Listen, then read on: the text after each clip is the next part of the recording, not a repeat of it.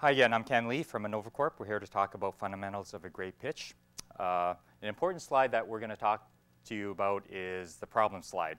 This is the slide that defines how big the opportunity is. You want to be able to show that there's a great need for your product, especially if you're a new product and there hasn't been something quite like yours. You need this slide even more because what it says is that people can't live without your product is what you're telling the investors. So what is the pain? You want to lay out what are the problems that are not being solved now or not being solved very efficiently or effectively. There are things that people do just because nothing exists, but they have to do it a certain way, right? So the more you can talk about what the pain is, the better the lead into the rest of your business opportunity. So you want to describe it in some detail. If it's kind of an industrial application, you want to kind of lay out the ecosystem of how things currently work now and be able to show where things are broken, as an example, or where things could be improved on significantly. You always have to keep in mind the significance. It can't be just a little pain. It can't just be a little improvement.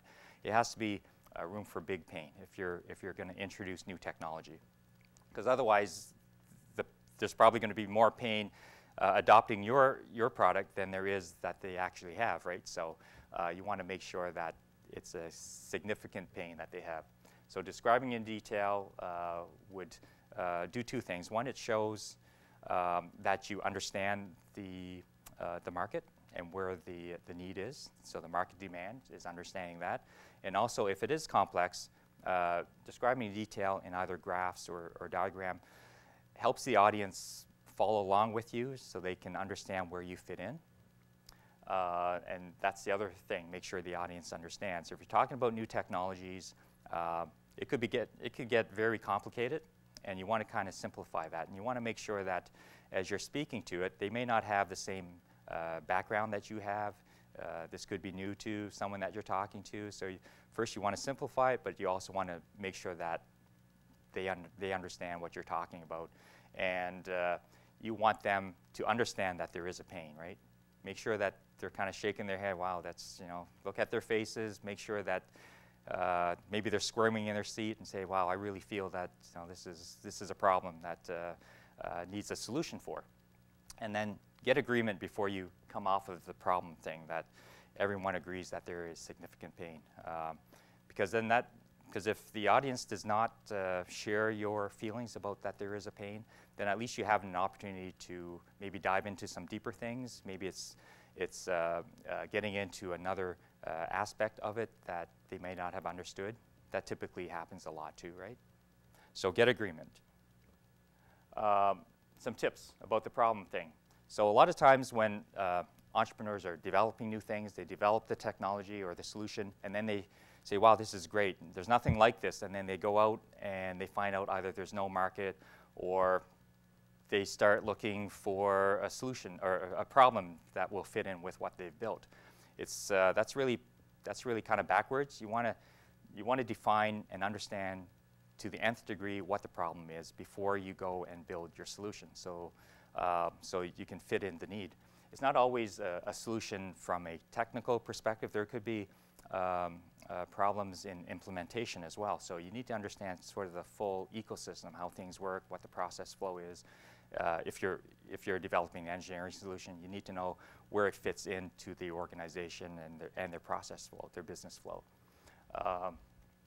So the other thing that we see a lot is citations of some consulting studies. They're very good. I won't name them, but the ones where you have to pay $5,000 for. These are gurus in the market research areas. Typically, what we have seen are that entrepreneurs who rely on that solely haven't done their homework to really understand what the problem is. Those studies are typically good for confirming that there is a problem or that there is growth or an opportunity, but relying on that solely is a kiss of death. Investors don't like to see that because they want to know that they want to know that the knowledge is inside you and not someone else. So the other way that you can kind of hit the problem home is to share any personal experiences that you may have had or that you know that a lot of customers have had. And if the investor is in this industry, they can probably relate to it as well. So the more you can personalize it, the more real that the pain and the problem will be conveyed. And because if it's not perceived as being real or that's insignificant, then you really don't have a very good chance of getting to the next stage of getting the product adopted or even raising the money that you need.